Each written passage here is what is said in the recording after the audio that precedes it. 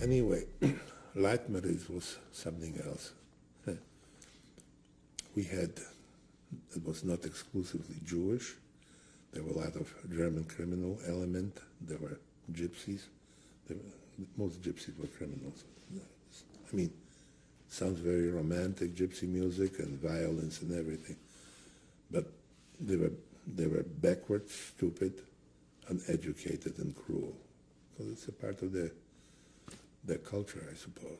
They're very musical. I love gypsy music, but you mean but they were cruel. The people, the inmates. The inmates, you said, were cruel. Yes, very cruel. Many of them came via Auschwitz, and they lost their families, the gas chambers, and everything. But still.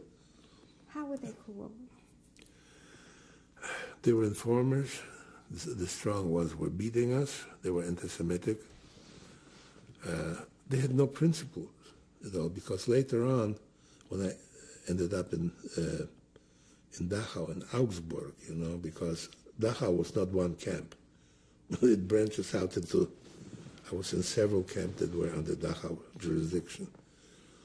And had many gypsies there, and they were sexually used by German homosexuals who were in high positions there.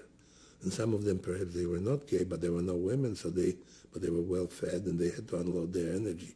Somehow they slept with gypsies, and also they had young kids too. They were Jews.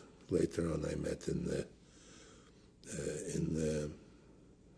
camps, in Jewish camps. They had their so-called pimpers too. They were young kids, 8, 10 years old, and they were beautifully dressed. The Germans tolerated it. They had, in the tailor shop, they had tailor-made suits. The children? The children, that's right, with little SS-style caps.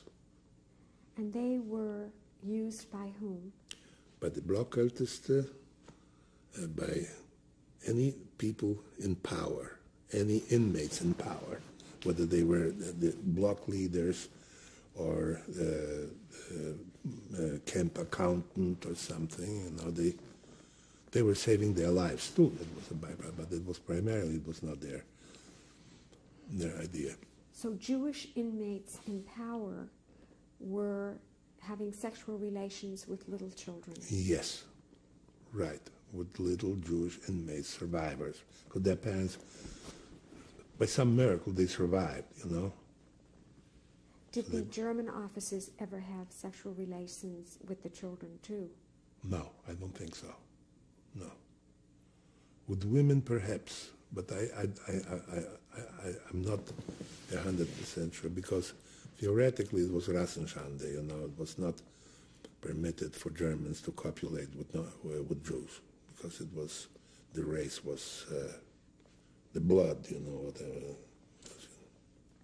according to the Nuremberg laws. Whatever happened to these children? Survived. They did survive? Yes, I met several of them in Landsberg after the war, right after liberation, of course. Yeah. I met also children who were castrated in Auschwitz, boys. Yeah.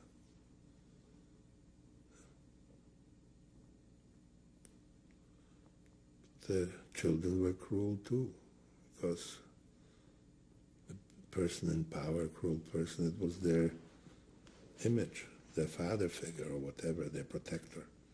So they tried to outdo them. At the gate in Flossenberg, when we entered and when we left to the transport to Leitmeritz, there was a little boy. He had a miniature SS uniform, not in the same colors, it was in civilian fabric, but he had high boots, and riding breeches. It was like a caricature of an SS, with a little SS hat, this thing. Was he a Jewish child? Yeah, this one was a Jewish child.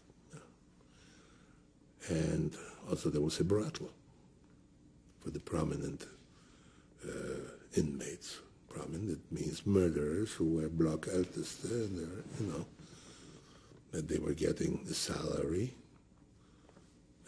There was little coupons they were getting. They could buy some inferior tobacco or old rotten anchovies or something, and also a woman if they, Where was this?